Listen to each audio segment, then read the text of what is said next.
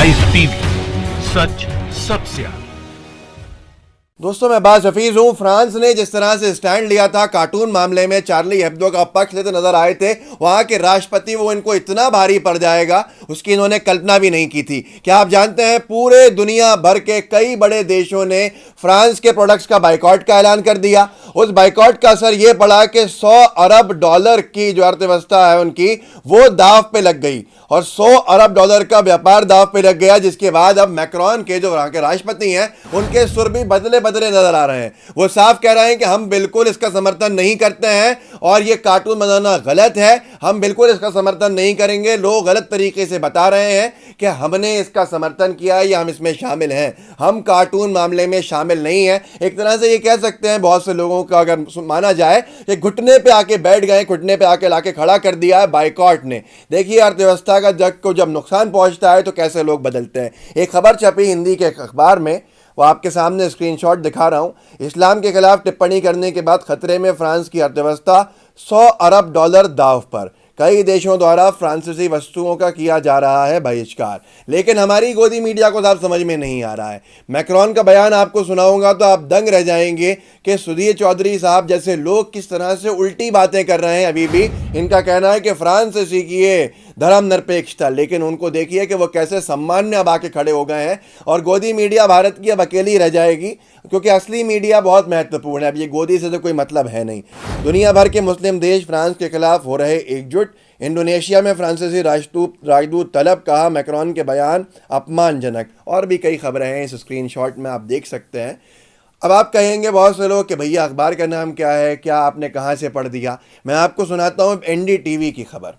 NDTV के ऊपर ये अंग्रेजी में छपा है। अफसोस की बात यह है कि गोदी मीडिया ने यहाँ पर हमारे देश में हिंदी में कहीं नहीं छापी ये खबर, जिसमें अल जजीरा को इंटरव्यू देते हुए इमैनुअल मैक्रोन ने यह साफ कर दिया था कि हमारा कोई संबंध नहीं है कार्टून मामले से, लोग हमारे बारे में दुष्प्रचार कर रहे हैं। और मैं मानता हूं, मैं जानता हूं पैगंबर साहब के कार्टून से जो ठेस पहुंची होगी उस दर्द को मैं समझता हूं। मैं आपको अंग्रेजी की इस खबर को हिंदी में अनुवाद करने की कोशिश करके सुनाता हूं।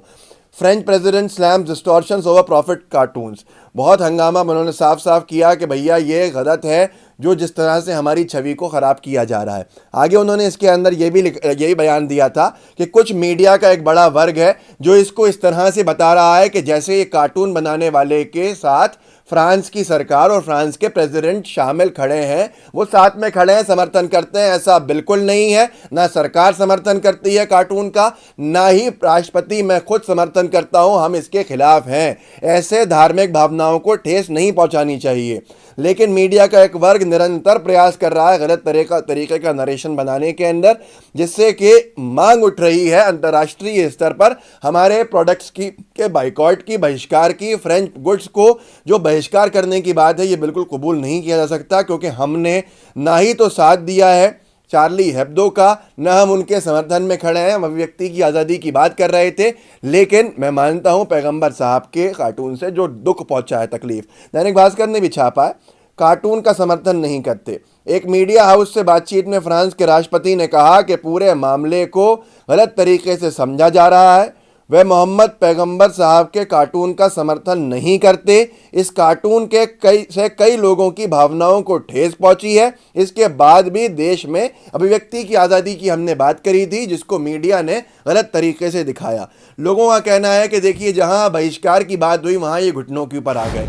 लेकिन मुझे अफसोस इस बात पे होता है कि फ्रांस तो चलिए समझ में आ गया फ्रांस को कि ये गलत है, और फ्रांस की सरकार ने अपना पक्ष भी साफ रख दिया कि भाई हमने जो टिप्पणी की थी वो इसलिए नहीं की थी, हम तो दूसरी बात कर रहे थे, अभिव्यक्ति की आज़ादी की बात कर रहे थे। लेकिन इसका ये मतलब नहीं है कि हम चार्ली हेब्दो के ऐसे बेहुदा कार्टून के साथ खड़े हुए हैं। बिल्कुल नहीं खड़े हैं, ना हम खड़े हैं, ना हमारी सरकार खड़ी है। मैक्रोन ने खुद कहा कि मैं भी नहीं समर्थन करता हूं। देखिए अब इनकी जान निकल गई जब बहिष्कार की बात आई। लेकिन अफसोस की बात यह, गोदी मीडिया को कौन समझाए। सुधीर बाबू कह रहे हैं कि फ्रांस से सीखिए कट्टरपंथी का जवाब। फ्रांस के राष्ट्रपति कह रहे हैं कि मैं मानता हूं मोहम्मद साहब की कार्टून से जो भावनाएं आहत हुई, जो नुकसान पहुंचा, जो तकलीफ पहुंची, उसके लिए बिल्कुल वो गलत है। मैं उसको सही नहीं मानता ऐसी चीज़ें बनाने को। लेकिन गोदी मीडिया हमारे यहाँ की कह रही है कि साहब देखिए बिल्कुल सही है, वो किस तरह से इलाज कर रहे हैं। भैया ये ज़रा सा आपकी जो बातें हैं ना, आप चाहते हो बिहार में ध्रुवीकरण कराना, इसलिए आप सारी चीज़ें कर रहे हो। एम.एफ. हुसैन पे आपकी बोलती बंद हो जाती है, हम भी उसकी निंदा करते हैं कि ऐसा नहीं करना चाहिए किसी को। ये दोहरे चरित्र जो है ना, ये अपने पास रखना चाहिए। मुझे हैरत होती है, अफसोस होता है कि एक तरफ फ्रांस कह रहा है कि नहीं हम समर्थन नहीं करते, और भारत की गोदी मीडिया का जो हिस्सा है हमारा, मैं पूरी मीडिया की बात नहीं करता, गोदी मीडिया ये बड़े बड़े लंबे डिबेट कर रहे हैं। अरे आपको क्या करना, मुस्लिम समाज का और फ्रांस की सरकार का दुनिया भर का एक लड़ाई है, आप उसको भारत के मुसलमानों से जोड़ने लगे। आपने उसके अंदर भारत के मुसलमानों पे हमला करने का एक प्लान बना लिया कि भैया कैसे इनको बदनाम किया जाए और हिंदू मुस्लिम राजनीति की जाए जिससे फ़ायदा बीजेपी को हो। ये सारे फ़ायदे कराने में बीजेपी को सरकारें मिल जाती हैं, लेकिन जो देश का नुकसान गोदी मीडिया अब कर रहा है, इसका कोई भी मतलब ना माफ़ी है ना पश्चाताप है। ये देश को इतने नुकसान की तरफ लेके जा रहा है। लेकिन मैं आपसे ये गुजारिश करूंगा कि आप लोगों को बताइए कि कैसे मैक्रोन मजबूर होकर अब सामने आ गए हैं। अल जज़ीरा से बातचीत करने में उन्होंने साफ कह दिया है कि भैया बहिष्कार की बातें जो चल रही हैं ये गलत हैं। ये मीडिया कुछ देशों की है जो हमारे खिलाफ माहौल बना रही है। ना तो राष्ट्रपति खड़ा है फ्रांस का कार्टून वालों के साथ, चार्ली हेब्दो के साथ, ना हमारी सरकार खड़ी है। हम कड़ी निंदा करते हैं, ऐसी चीज़ें नहीं होनी चाहिए। और मैं मानता हूँ, दर्द को समझता हूँ कि कितना दर्द हुआ होगा मुस्लिम समाज में। तो एक तरह से खेद भी प्रकट कर रहा है, माफ़ी भी मांग रहा है। उनका कहना साफ है कि बहिष्कार मत करो। पर भाई गोदी मीडिया को कौन समझाए, इन्होंने तो ठेका ले लिया है हिंदू मुस्लिम विवाद कराने का।